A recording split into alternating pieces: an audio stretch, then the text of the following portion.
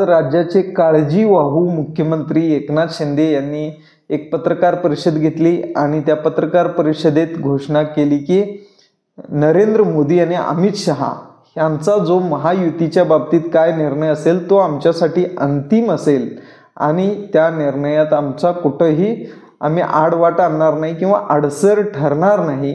म्हणजे एक प्रकारे थोडक्यात सांगायचं झालं तर देवेंद्र फडणवीस यांच्या मुख्यमंत्री पदाचा मार्ग मोकळा केलेला आहे एकनाथ शिंदेनी।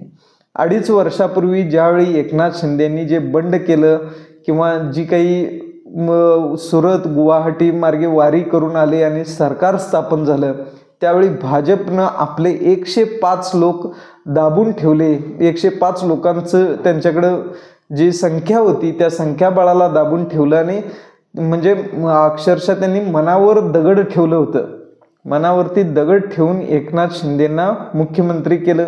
2.5 वर्षे एकनाथ शिंदे हे मुख्यमंत्री झाले आणि 2.5 वर्षाच्या कालावधीत अक्षरशः राबले। म्हणजे अथक परिश्रम काय घ्यायचे असतात ते एकनाथ शिंदेंच्याकडे बघून समजलं पाहिजे इतर राजकारण्यांनी। थोडक्यात सांगायचं झालं तर एकनाथ शिंदे यांची कष्टाची भरपूर तयारी आहे आणि एकनाथ शिंदेंनी राबून अगदी लोकसभेच्या निवडणुकीत इतकी जी भाजपची ससेवलपट झाली। अजितदादांचा तर एकच माणूस निवडून आला, तर एवढं असताना सुद्धा त्या काळात सुद्धा त्यांनी चांगला परफॉर्मन्स किंवा स्ट्राईक रेट जो आहे तो एकनाथ शिंदेंनी उत्तम दिला। एकनाथ शिंदे हे महत्त्वाकांक्षी आहेत हे फडणवीसांना माहिती होतं। त्याच वेळी त्यांनी कुठेतरी चतुर अशी चाल खेळली आणि 1 वर्षापूर्वी अजितदादांना देखील फोडून घेऊन ते महायुतीत आणले। आज जर पाहिलं तर एकूण महायुतीच्या जागा पाहिल्या तर शिंदेंना असंच वगळलं तरी सुद्धा अजितदादा आणि देवेंद्र फडणवीस या दोघांचं मिळून सरकार सुद्धा होऊ शकतं। त्यामुळे शिंदेंचा इतका दावा मुख्यमंत्री पदावरती स्ट्रॉंग राहू शकणार नाही। मान्य आहे की केंद्रात एकनाथ शिंदे यांचे 7 खासदार नरेंद्र मोदी यांच्या सरकारच्या मागे आहेत, त्यांचा पाठिंबा आहे। कारण नरेंद्र मोदी यांचं सरकार हे काही स्वबळावर नाही आहे, त्यांना देखील मित्रपक्षाचा आधार महत्त्वाचा आहे। नितीश कुमार असतील किंवा चंद्राबाबू नायडू असतील, एकनाथ शिंदे असतील, यांचे सर्व खासदार देखील केंद्रात टेकू दिलेले आहेत। त्यावेळी ते सरकार चालू आहे। 400 पार काय त्यांच्या सीटा आल्या नाहीत किंवा त्यांना जो बहुमताचा आकडा होता तो देखील शिवता आलेला नाही। त्यामुळे कुठेतरी बिहार पॅटर्न इथं होईल अशी चर्चा होती, मात्र तसं काही होताना दिसत नाही। आज एकनाथ शिंदे यांच्या पत्रकार परिषदेमध्ये ते ज्या पद्धतीने बोलत होते, म्हणजे मागील 2.5 वर्षात आपण काय काय योजना राबवल्या, कुठले कुठले प्रकल्प राबवले, लाडकी बहिणीचा उल्लेख केला आणि त्याच वेळी त्यांनी एक विधान केलं की मी लाडक्या बहिणीचा सक्का भाऊ हे जे काय पद आहे ते मुख्यमंत्री पदापेक्षा मोठं आहे आणि इतकं प्रेम आजपर्यंत कुठल्या मुख्यमंत्र्याला मिळालं नव्हतं तितकं मला मिळालं। याचा अर्थ फडणवीसांना सुद्धा ते प्रेम मिळालं नव्हतं किंवा उद्धव ठाकरेंना सुद्धा ते प्रेम मिळालं नव्हतं असा एक प्रकार म्हणण्याचा असू शकतो। मात्र देवेंद्र फडणवीस हे अतिशय चतुर निघाले आणि भाजप हा मुळातच चतुर लोकांचा पक्ष आहे, त्याबद्दल कोणाच्या मनात शंका असायचं काही कारण नाही।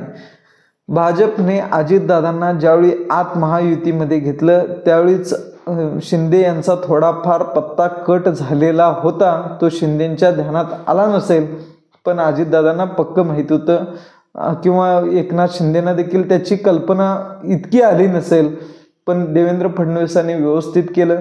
मात्र ह्या ज्या निवडणुकीसाठी महाराष्ट्र विधानसभेच्या निवडणुकीसाठी चेहरा उपयोगी आला तो एकनाथ शिंदेंचा।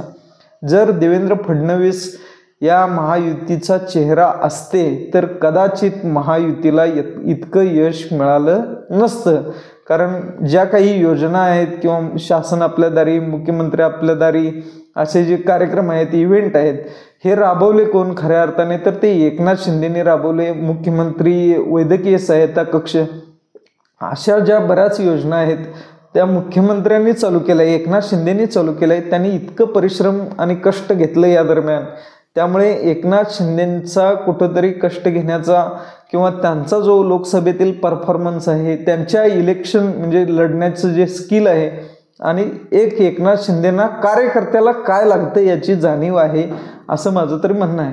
कारण एकनाथ शिंदे हे फार ग्राउंड लेवलपासून राजकारण करतात आणि ते आज सुद्धा बोलायला लागले की CM म्हणजे चीफ मिनिस्टरपेक्षा मी common man, CM common man असा त्यांनी फुल फॉर्म केला त्याचा, हे देखील सांगितलं. आणि कुठंतरी आज एकनाथ शिंदे यांच्या चेहऱ्यामुळं महायुतीला यश मिळालेलं होतं आणि एकनाथ शिंदेचा पत्ता कट करण्यात आल्याचं सध्या तरी दिसतंय. त्यामुळे एकनाथ शिंदेना आता उपमुख्यमंत्रीपद किंवा इतर काही पदं देतील. उद्या त्यांची मीटिंग आहे, पण सरळ सरळ दिसतांतरी दिसत आहे की एकनाथ शिंदे यांचा पत्ता कट झालेला आहे, केलेला आहे असं दिसतंय. आजच्या पत्रकार परिषदेवरून तर ते जाणवलं. मात्र भाजपने सुद्धा एकनाथ शिंदे यांच्यासाठी आपले 105 आमदार हे शांत बसवलेले होते, त्यांना मनावर दगड ठेवून शांत बसवलेलं होतं. आणि देवेंद्र फडणवीसांनी फौजदाराचा हवालदार होण्याचा रोल देखील निभावलेला होता. ते डेप्युटी CM झाले, उपमुख्यमंत्री झाले, नंतरून अजितदादा देखील त्यांच्याच खुर्चीवरती, अर्ध्या खुर्चीवरती येऊन बसले.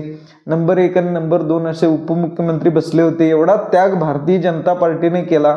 आणि एकनाथ शिंदेंच्या सारखा एक शेतकरी घरातला माणूस, एक सामान्य रिक्षा चालक म्हणा, अशा माणसाला मुख्यमंत्री करण्याचं जे औदार्य आहे ते कुठेतरी नरेंद्र मोदी आणि अमित शहानी आणि पर्यायाने भाजपने सुद्धा दाखवलं.